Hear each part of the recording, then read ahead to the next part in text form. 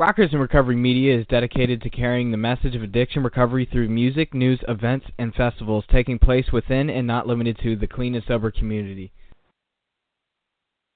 Hey, welcome to the show this afternoon. John Hollis. You're listening to Treatment and Recovery, and our guest tonight is Lyle.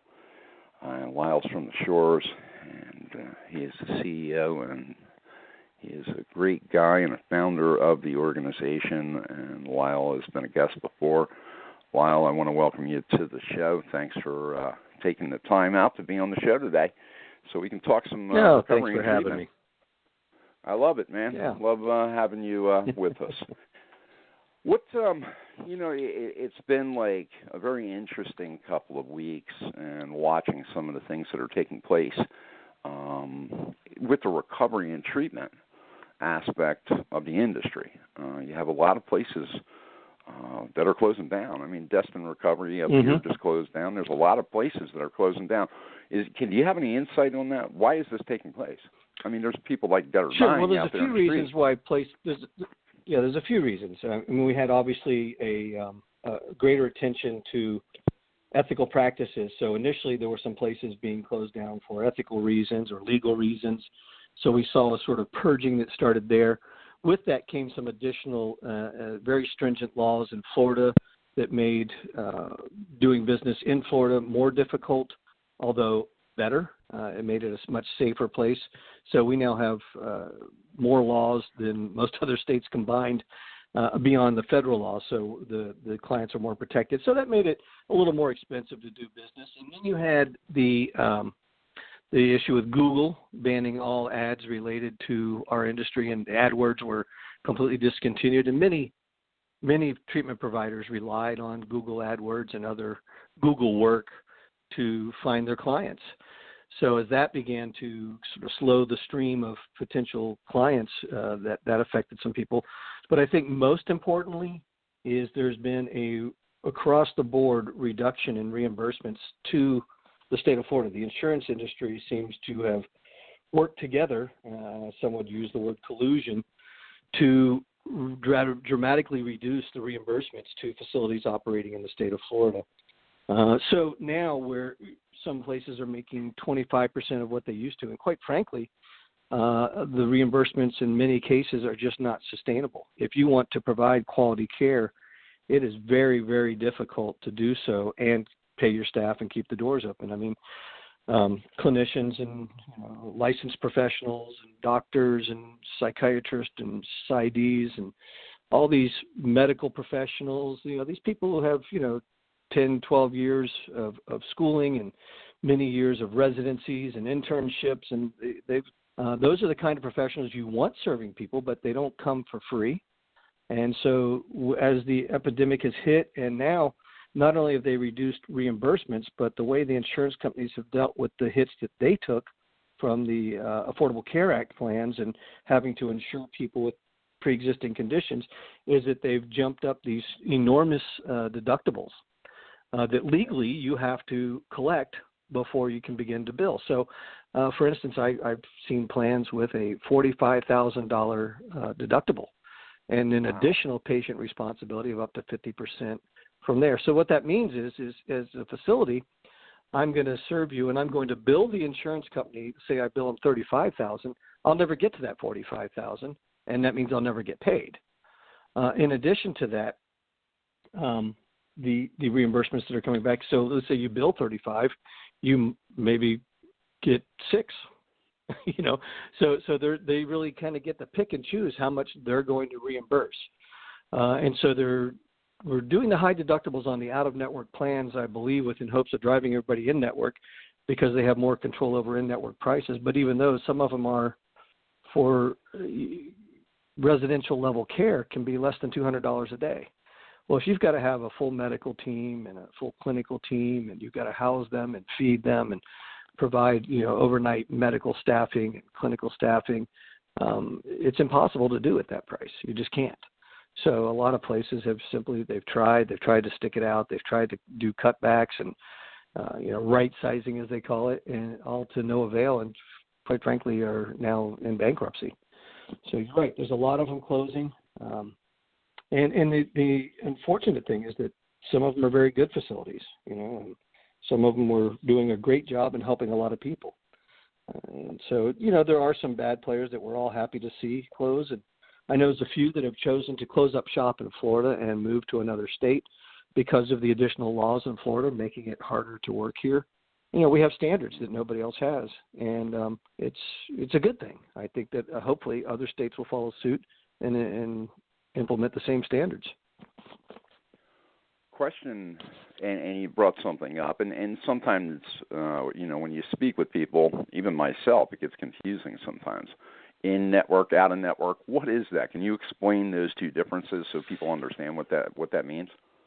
Well, sure. Traditionally you had, and it's changed now. You have more options. You used to have a HMO and PPO, so health maintenance organization and preferred provider organizations.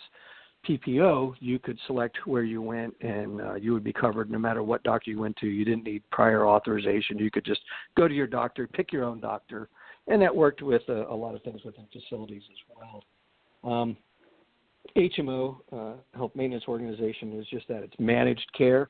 And so if you're not a part of their approved team, their in-network approved panel, then the person can't get any insurance coverage there. So if I'm an out-of-network only provider and you have an in-network only policy, I can't help you. Well, I can, but your insurance won't pay for any of it.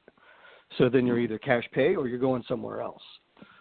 So now you've got POS and HSAs and other versions. So HSAs are typically a version of HMO, and POS is a sort of a hybrid between an HMO and a PPO, but allows you to work outside of network. But what they do is they have different deductibles for out-of-network services than they do for in-network services. So if you've got a policy that allows you to go out-of-network, it may have, in-network it may be $5,000. Out of network, it may be $25,000. So the idea is that, are you going to go somewhere where you got to spend an extra $20,000? Probably not, and that helps them sort of drive you into the places that they've got the reduced rate agreement with. Mm-hmm. So an HMO, I mean, like if you look at the two, if you look at the PPO and the HMO is more where somebody's going to be able to say to you, okay, yeah, we accept an in-network insurance, and it's an HMO where, another place might say we don't accept HMOs, which is in network. We only accept PPO. Is that correct? Correct. And now, again, with the other varieties out there, they typically speak in terms of in-net and out-of-net, in-network and out-of-network.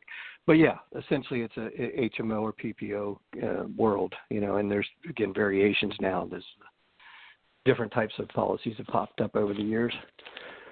So if you are not in-network with a provider and they have an in-network only policy, you cannot bill their insurance. Okay. Now, the other process that people are going through is, there's a lot of people that are seeking help.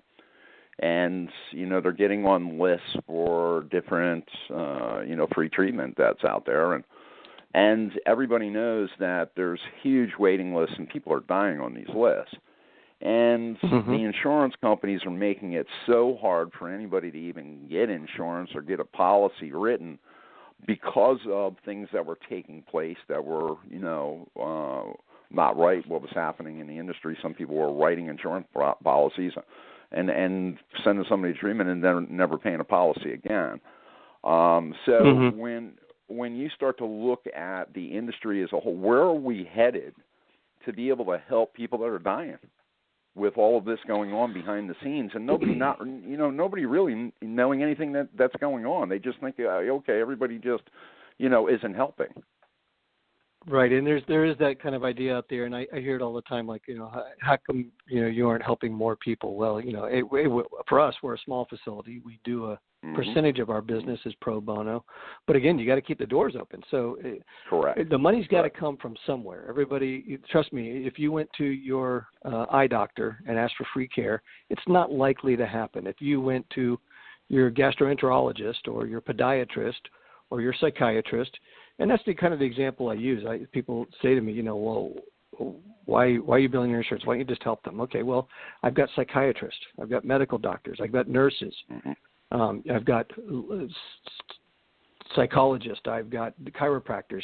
So you tell me, can you go to your chiropractor and say, hey, listen, I don't have any money. Would you help me? Or go to a psychiatrist, call any local psychiatrist office and ask if they'll just serve you for free. Or, any nurses that might want to work for free. We all got to eat. And most of these people aren't making the kind of money that people believe they are, because there's a lot of work that goes into helping one individual. We have at our place better than a 2-to-1 staff to client ratio. That's a lot of people helping that one person. So it's not as easy as they think. Now, where are we going as an industry, and what are we going to do about it? That does, if I had the crystal ball, I can certainly tell you some things I do see and some things I'd like to see. I do see more managed care popping up. I do see more places doing what they can to be in network, but unfortunately that comes with a bit of a downside as well. We look at the CMS, which is the government payments, Medicaid, Medicare, TRICARE, and these are tightly regulated. You get 28 days, at this dollar amount. And again, it can be, I think there was a guy in Tennessee who told me he was running a facility in a Medicare facility, and he was getting $175 a day for residential care, and they got exactly 24, I think it was, days, and they were done. So that's fine if that's all you need, but most people need more care than that on a daily basis and for a longer period of time. So is it better than nothing? Sometimes. Sometimes it's not, because what happens is that, particularly with the opioid epidemic, if somebody's on opioids and then they are able to go to this place for 4 weeks and not be on opioids for 4 weeks, so let's say, and then they leave and they're not into any kind of long-term maintenance or ongoing outpatient program, and they go back out and they relapse, they are more prone to overdose at that point because their tolerance has dropped. They go back to using the same amount they used before they went in, and their body can't handle it and they die. So unfortunately, that's where we are today. Now, with all the money, the CAR Act and CARE Act and the monies that are rolling out over a period of years for that, we're still not sure exactly where those monies are going. There's a lot of talk. There's a lot of talk between buprenorphine and naltrexone and combinations thereof. And the problem is, again, that while those are both wonderful things and excellent tools, the data shows that they have no real genuine efficacy. They don't help much unless it's combined with cognitive behavioral therapies. And that's the way they are meant to be prescribed, is in combination with talk therapies. Unfortunately, that's not taken into consideration much when they are prescribed in many places and in the funding for them. So there's a lot of funding coming out to push these medication-assisted therapies, only they're not following the medication-assisted therapy protocols that require the talk therapies to go along with it and the cognitive behavioral therapies to be worked on. So they're basically treating it like a silver bullet. Well, the magic bullet. And don't get me wrong, they have great value. I'm not talking down the medications. They have great value, but their value, just from a scientific standard, just from a data standpoint, is zero if they aren't included with the other therapies. The rates of success for people on medication-assisted therapies that do not include cognitive behavioral therapies are no greater than those that are not on this medication-assisted therapy at all. So you just got to look at the data and say that here's a sensible way to do it. Now, can we just make sure that we include that? And the assumption is that you will, and that the doctor's office prescribing it, should, because that's, the protocols, and that's what all the standards and ASAM, which is American Society of Addiction Medication, calls for, and that's what we all agree is efficacious. It works. But unfortunately, when you're serving 275 clients a month, how much time do you have for that? How much money are they getting? And is it affordable to even hire additional clinical staff to sit there and do true therapy? Talking about a 5 or 10 minute conversation of how's things going, you have any cravings? I'm talking about true therapies to help them have those changes in their thinking, to reduce their cravings, to change their approach to life. That's the kind of therapies that we're talking about. And unfortunately, a lot of times the medication is prescribed without that, or with the assumption that the client will go find that somewhere else. True abstinence-based therapy, like back in the day, there's certain treatment programs that practice it, where it's completely abstinence-based, like the 12-step approaches and all of that. But I'm finding more and more that they're kind of like the old dogs on the corner, and they're kind of going away. And if they don't start to deal with this new method of MAT, a lot of them aren't getting funded by insurance either. Is that correct? Well, the insurance companies are definitely pushing for it. They're trying to minimize their cost, and that makes sense, and that's all fine. But there's a middle ground here. There's places that can do things. We do these combinations. We do some. You can do an abstinence-based recovery and still have MAT. And how does that happen? That doesn't make sense to some people. What we do things is we now have the ability to do a 12-month extended implant of naltrexone. Naltrexone is an opioid blocker. So you're not taking any opioids. You're not on any medication that would affect you and get you high. So in that sense, you're still abstinent from mind and mood-altering drugs. So that fits the abstinence model, but it still has medication-assisted therapy value because it blocks you and it makes it so you can't get high. So even if you were to relapse, you go out and shoot a bag of dope, you're not going to feel the effects of it. And so just reward senses to tell you, hey, why would I go spend my money on this if it doesn't do anything? And then they come back, and of course they are still in care, so they get tested, and we see, okay, you tried to use, it didn't work, and we do the therapy and walk through that to get there. And having that 12 months of protection, and you can do it in 3, 6, in different increments, but they now have the ability to do it up to 12 months from one application. That's phenomenal protection, while it still allows that individual who wants to maintain an abstinence-based approach.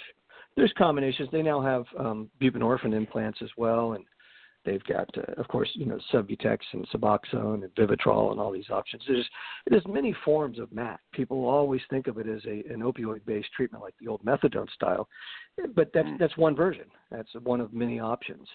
A lot of places are using other medications as well. There's baclofen has been used for years for some folks it has some help for alcohol, and of course, there's the antabuse was one of the old, MAT approaches to alcohol. And that's the thing is we're focused on the opioid epidemic and MAT approaches to that because that's what's in the news and record numbers of deaths are showing up, and it's mind-boggling. The truth is alcohol-related deaths still outweigh opioid. Cocaine and meth are back on the rise again. The problem of addiction isn't going away simply even if we somehow or to find that magic bullet and stop the opioid epidemic. The addiction issue goes on, and that comes down to neurotransmitter processes and learning how to deal with that. And so that can be what some people would call a MAT approach, but through natural forms. We now have the ability to genetically test people and see what their neurotransmitter specific to them is, what their activity is, and what their genetic predispositions are. And from that genetic testing, we can target them with one of 6 basic approaches to balance their neurochemistry and protect them in that sense. We're moving forward, and the technology is phenomenal, and the options are greater than ever. We still need to include the whole encompassing care, though. There's not a single approach because there's not a single issue. Everybody's different. You have those that have severe trauma issues that need to be worked on. The correlation between childhood trauma, ACEs, adverse childhood experiences, and addiction is very high. But not everybody has those. Some people started with a legitimate prescription. It's a different issue. So the approach needs to be tailored to the individual. There's no one size fits all here, and there's no one cause, and there's no one solution. The trauma that you're talking about and PTSD, they kind of go hand in hand. Is that correct? Yeah. You can have trauma without PTSD. PTSD is often a result of trauma. Is one of the results possible. And it's very common. And there's different diagnoses. That the criteria for PTSD is pretty clearly spelled out in the DSM. But there's sort of side factors now. There's a lot of people who will tell you they have PTSD. They may not fit diagnosis, but we understand what they're saying. They have trauma-related effects, and it's lingering with them. Lyle, you're the best. You're a wealth of information, and when you come on the show, I'm so glad that you're here with us at Rockers in Recovery, because you get to educate me and you get to educate everybody else that's listening, and I love it. And we want to thank you for being on the show. If you want to reach out to Lyle, you can call him at 888-968-5741. That's 888-968-5741. And also, you can reach out to him by going to theshoresrecovery.com. Click on the contact page, and you can get a hold of him that way. And you can also find him at The Shores on Facebook, at The Shores Treatment and Recovery on Facebook. It's a great learning experience to sit down and talk with Lyle. But most importantly, if you need help, he's there to help people. We love you, Lyle. Thank you for being on the show. We look forward to having you on next month in April, and bring us some April showers that bring May flowers. Is that how that works? Yeah, absolutely. Looking forward to it, buddy. All right, brother. Thank you, and love to Darlin and all the rest of the folks up there at the Shores. Okay, thank you. Bye-bye. Yep, bye-bye. All right, guys. I want to thank everybody for tuning in, being a part of the show. And, of course, you can check out Rockers in Recovery, rockersinrecovery.com, and click on radio, and we have all of the different shows that we're doing now. It's pretty cool. Please check it out. You can go to rockersinrecovery.com, click on radio. You can also click on the media partners and find out the media partners that support Rockers in Recovery on a daily basis, everybody from goods and services to organizations like Lyle's that can help. So rockersinrecovery.com, and also you can find us if you're in your car and you're driving around and you want to listen to us, you can go to blogtalkradio.com/RIR radio. So we thank you again for tuning in. We look forward to being back with you tomorrow morning with Waking Up Blessed at 9 o'clock tomorrow morning. You guys have a great night. We're going to play a little Got to Get Better in a Little While from Mr. Clapton on the way out the door. He's going to be playing coming up here in October up in New York City. Be heading up there. So here we go. We got Eric Clapton. Got to Get Better in a Little While.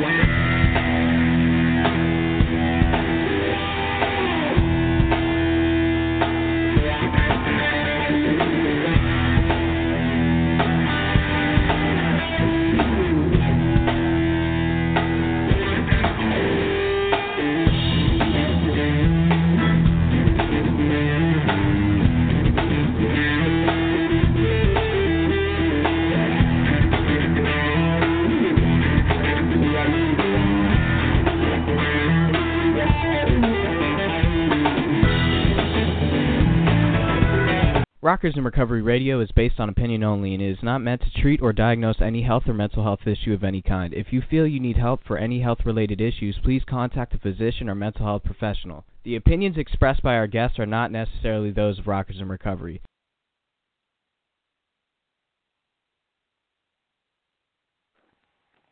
With Lucky Land Slots, you can get lucky just about anywhere. Dearly beloved, we are gathered here today to... Has anyone seen the bride and groom? Sorry, we're here. We were getting lucky in the limo and we lost track of time. No, Lucky Land Casino, with cash prizes that add up quicker than a guest registry. In that case, I pronounce you lucky. Play for free at LuckyLandSlots.com. Daily bonuses are waiting. No purchase necessary. Void where prohibited by law. 18+. Terms and conditions apply. See website for details.